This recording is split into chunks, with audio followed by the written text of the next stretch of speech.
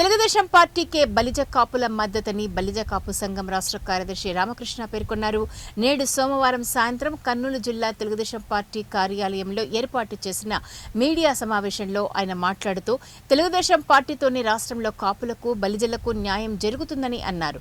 తమ మద్దతు తెలుగుదేశం పార్టీకే అన్నారు. రాష్ట్రంలో వైఎస్ జగన్మోహన్ రెడ్డి ప్రభుత్వంలో అన్ని వర్గాలు తీవ్రంగా నష్టపోయాయని తెలిపారు. కర్నూలులో తెలుగుదేశం పార్టీ అసెంబ్లీ అభ్యర్థి టీజీ భరత్కు, కర్నూలు పార్లమెంట్ అభ్యర్థి బసలపాటి నాగరాజుకు జిల్లాలో బలిజ కాపులు ఇవ్వాలని తెలిపారు.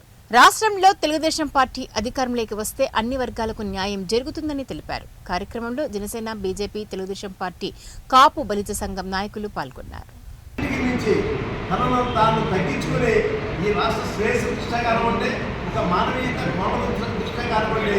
జనసేనాని పవన్ కళ్యాణ్ గారు ఈ రోజు ఈ కూటమి ఏర్పాట్లలో ప్రధాన పాత్ర పోషించి కేవలం రాష్ట్ర హితాన్ని మాత్రమే దేవాలయాలు కానీ మేము ఇచ్చిన ఆరోగ్య శాఖ కానీ అనేక ఉద్యోగాల్లో మేము 6 లక్షల పైచిలకు ఉద్యోగాలు ఇచ్చామని మొన్నే జరిగిన మేనిఫెస్టోలో కూడా వారు ప్రకటించారు.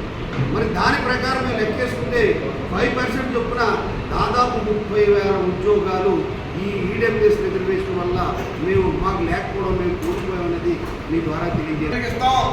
కార్పొరేషన్ ఏర్పాటు చేస్తామని చెప్పారు. 10,000 కోట్లు ఖర్చు పెట్టి 10 రూపాయలు కూడా బలిజ సోదరులకు ఇవ్వలేదు. ఎన్నిపోటుదారుడు జగన్మోహన్ రెడ్డికి బలిసిగా చెప్పే సందర్భంగా తెలియజేస్తా ఉన్నాం.